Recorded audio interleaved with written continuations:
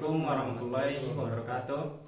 Kami dari Teknik Pertambangan Universitas Dayanu Iksanuddin Angkatan 2023 mengerjakan UAS Petrologi.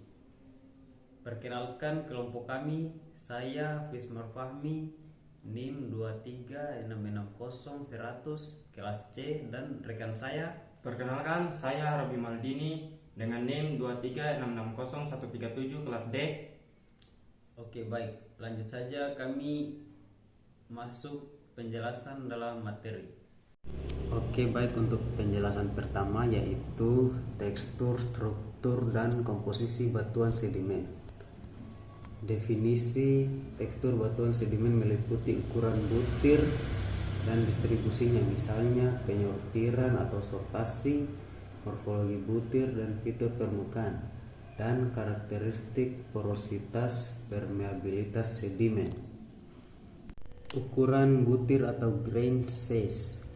Secara umum, ukuran butir mencerminkan informasi sebagai berikut: sebagai energi hidrologi lingkungan, jarak dari sumber, material sedimen yang tersedia di sumber. Sortasi atau sorting. Penyortiran sortasi adalah ukuran standar deviasi dari sebaran distribusi ukuran butir tentang ukuran rata-rata. Secara umum, ukuran butir mencerminkan informasi sebagai berikut, yaitu tingkat agitasi dan pengerjaan ulang, ukuran asli dan pemilahan atau sortasi bahan sumber, dan ukuran butiran dari sedimen itu sendiri. Morfologi butir. 3 aspek morfologi butir yaitu shape atau form ditentukan oleh rasio sumbu pendek, panjang, dan menengah. Roundness ditentukan oleh derajat kelengkungan atau tonjolan butir. Sphericity, ukuran seberapa dekat butir mendekati bentuk yang sama atau bulat. Morfologi butir shape. Shape adalah kenampakan partikel secara 3 dimensi yang berkaitan dengan perbandingan antara ukuran panjang sumbu panjang, sumbu menengah, dan sumbu pendek. Morfologi butir roundness. Roundness atau derajat kebundaran adalah morfologi butir yang berhubungan dengan ketajaman atau kelengkungan pinggir dan sudut suatu partikel sedimen plastik. Morfologi butir sphericity.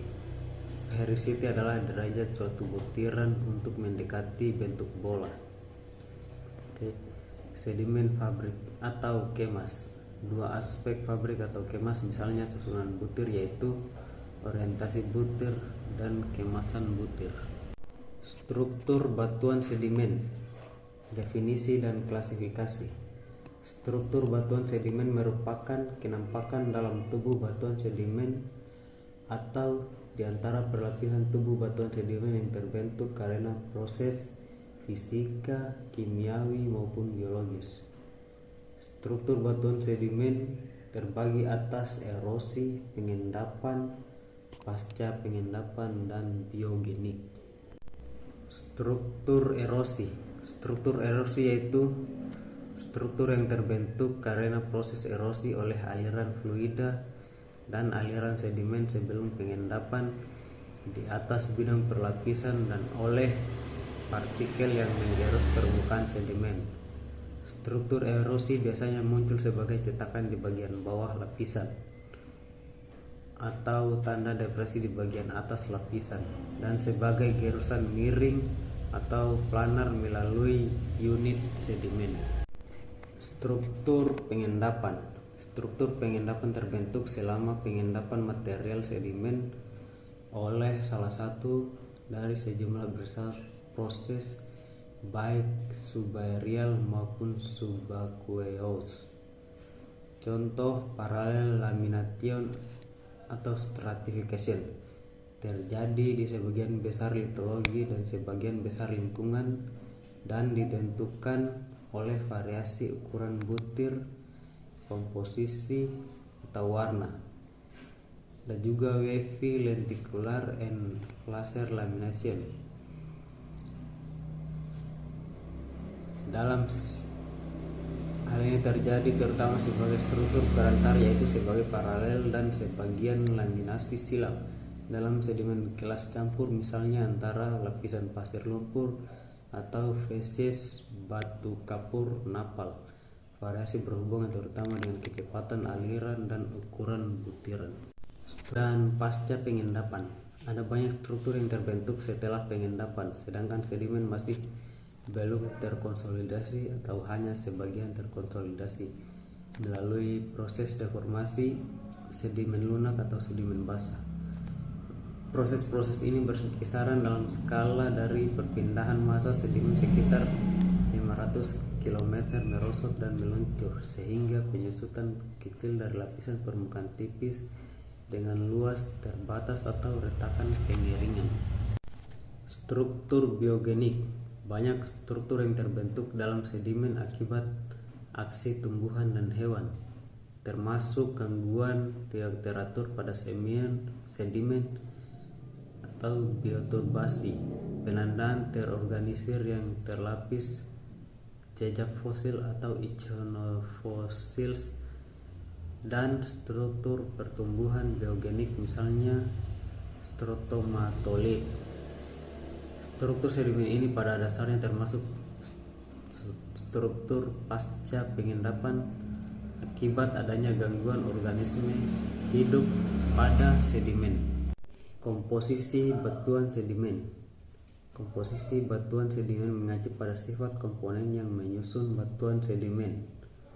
Secara umum, komposisi sedimen terdiri dari kerangka atau bahan parikulat yang lebih kasar, matriks atau bahan parikulat yang lebih halus, dan semen termasuk mineral autogenik individu serta bahan pengikat yang terbentuk selama diagenesis. Hampir semua fragmen mineral atau batuan fosil hewan atau sisa tumbuhan dapat muncul di sedimen. Klasifikasi batuan sedimen. Definisi: sedimen terrigenous atau klastik, terutama dari butiran detrital yang berasal dari pelapukan dan erosi batuan yang sudah ada sebelumnya. Contoh batuan konglomerat, batu pasir, batu lumpur, dan beberapa paleosol.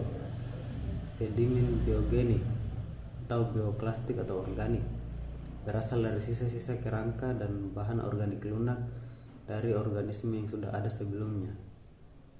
Contohnya batuan karbonat atau batuan kapur dan dolomit, dan beberapa rijang, chert, fosforit, dan batu bara. Sedimen kemogenik, kimia atau autogenik, adalah yang terbentuk dari pengendapan langsung partikel kristal dari larutan garam pekat. Contoh batuan evaporit, batu besi, dan sedimen logam lainnya.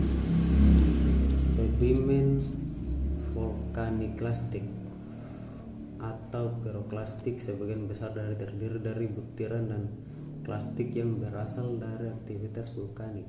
Contoh batuan atau autoklastites, piroklastites, hyaloklastites. Provenance dan diagenesis batuan sedimen. Provenance batuan sedimen.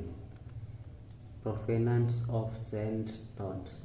Sebagian besar penelitian ini berkaitan dengan upaya unik menafsirkan litologi batuan sumber, source rock litologi, dan kumpulan mineral detrital. Reading provenance from the property quartz. Kuarsa adalah komponen yang paling melimpah di sebagian besar batu pasir dan merupakan satu-satunya komponen di beberapa batu pasir, sehingga para ahli tertarik dengan signifikan potensial asal kuarsa. Provenance significance of feldspar. Feldspar merupakan Feldspar umumnya sangat langka atau tidak ada di arenit kuarsa, namun feldspar adalah konstituen umum dari kebanyakan batu pasir lainnya. Lingkungan pengendapan. Sebagian besar dari fases dari suksesi sedimen purba dapat ditafsirkan telah terbentuk di satu atau lain lingkungan ini, sehingga studi analog modern sangat penting dalam interpretasi rekaman batuan purba. Analisis dan interpretasi batuan sedimen. Salah satu dari dua tujuan utama dalam analisis dan interpretasi batuan sedimen di lapangan adalah untuk menyatukan semua pengamatan yang berbeda pada fases sedimen dan fiturnya, model dan proses fases, asosiasi fases, siklus dan urutan tren, dan geometri laterit, elemen arsitektur dan pengatur spasial temporalnya, dan informasi apapun tentang kontrol dan laju sedimentasi. Ini kemudian digunakan untuk menyimpulkan sistem pengendapan atau bagian dari lingkungan pengendapan di mana pengendapan di sedimentasi terjadi. Ada beberapa definisi yang perlu kita ketahui, yaitu fluvial sama dengan proses yang berhubungan dengan aliran sungai atau endapan yang dihasilkan oleh proses aliran dataran fluvial. Aluvial, sedimen yang terbentuk karena proses pengendapan. Baik, di sini saya akan melanjutkan penjelasan terkait materi petrologi yang telah disampaikan oleh teman saya, yaitu yang berjudul proses metamorfosa dan batuan, tekstur dan klasifikasi, dan tingkat metamorfisa fases. Batuan metamorf adalah batuan yang berasal dari batuan lain seperti batuan beku atau sedimen yang mengalami perubahan bentuk, struktur, dan komposisi karena panas, tekanan, atau zat kimia di dalam bumi. Proses perubahan ini disebut metamorfosis dan terjadi tanpa meleleh. Jenis-jenis metamorfosa atau proses perubahan batuan, yaitu metamorfosa dapat dibedakan berdasarkan penyebabnya, yaitu 1. Metamorfosa regional, yang mana terjadi di daerah luas seperti pegunungan, disebabkan oleh tekanan dan suhu tinggi dari dalam bumi. Terjadi saat lempeng bumi saling bertabrakan, menghasilkan batuan seperti slate, schist, gneiss. Slate yaitu jenis batuan metamorf yang terbentuk dari batuan sedimen yang mengalami tekanan dan suhu yang tinggi. Schist yaitu jenis batuan metamorf yang memiliki tekstur berlapis dan komposisi mineral yang kaya seperti mika, kuarsa, dan feldspar. Gneiss yaitu jenis batuan metamorf yang memiliki tekstur kasar dan komposisi mineral yang kaya seperti kuarsa dan feldspar. 2 yaitu metamorfosa kontak, yang mana terjadi pada saat batuan berada dekat magma panas. Panas dari magma menyebabkan perubahan batuan di sekitarnya. Daerah perubahan disebut zona kontak atau aurelo. Contoh batu kapur, yaitu berubah menjadi marmer.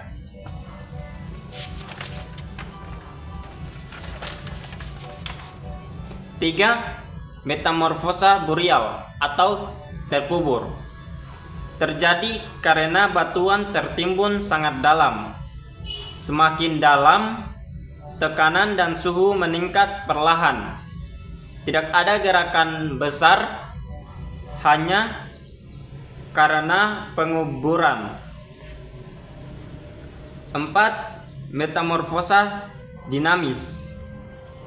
Terjadi pada zona patahan atau pergeseran lempeng. Karena gesekan kuat, batuan berubah bentuk dan strukturnya. 5. Metamorfosa hidrotermal, yaitu disebabkan oleh air panas dari dalam bumi yang membawa zat kimia. Biasa terjadi di gunung berapi atau dasar laut. Air panas ini mengubah susunan mineral batuan. Tekstur batuan metamorf. Tekstur adalah bentuk atau susunan mineral di dalam batuan. Contohnya seperti tekstur statis, terjadi tanpa tekanan besar. Mineral tumbuh bebas dan rapi, saling menempel pada sudut 120 derajat Celcius.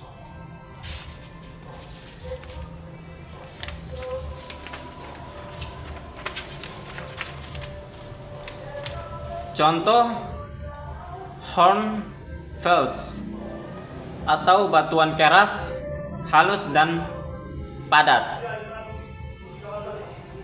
B. Tekstur tektonik. Terjadi karena tekanan dan deformasi perubahan bentuk, yang mana mineral tersusun sejajar membentuk lapisan. Ada 3 ciri utama. Foliasi, yaitu bentuk lapisan. Skistositas, yaitu lapisan yang jelas dan mudah belah. Dan terakhir, lineasi atau garis-garis arah mineral. Contoh batuan, yaitu seperti skis dan gneiss. Selanjutnya, klasifikasi penamaan batuan metamorf. Batuan metamorf dinamai berdasarkan mineral utama yang dikandungnya, tekstur atau tampilannya. Contohnya,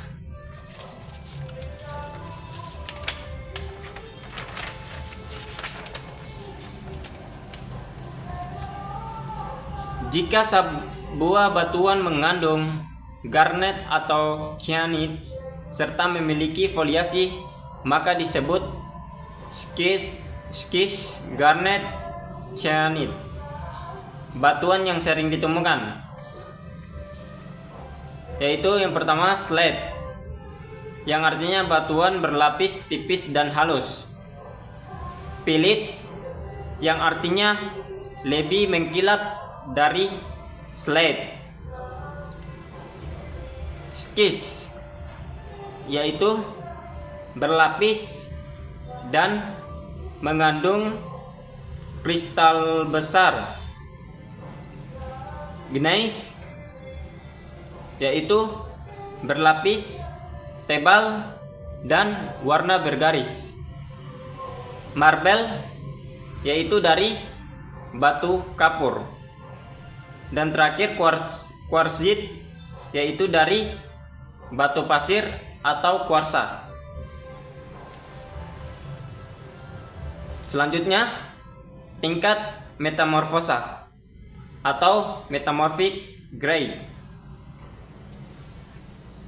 Tingkat metamorfosa adalah ukuran seberapa besar perubahan yang terjadi pada batuan karena panas dan tekanan.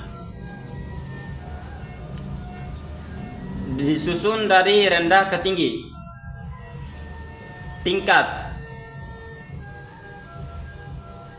Tingkat rendah, mineral penanda, klorid, suhu atau perkiraan 300 sampai 350 Celcius derajat.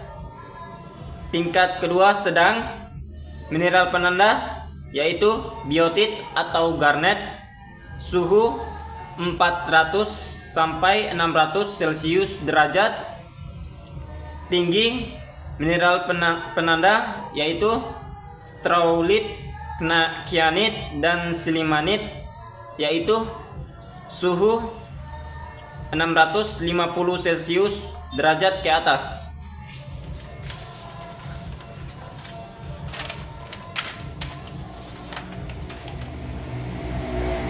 Selanjutnya, fasis batuan metamorfik.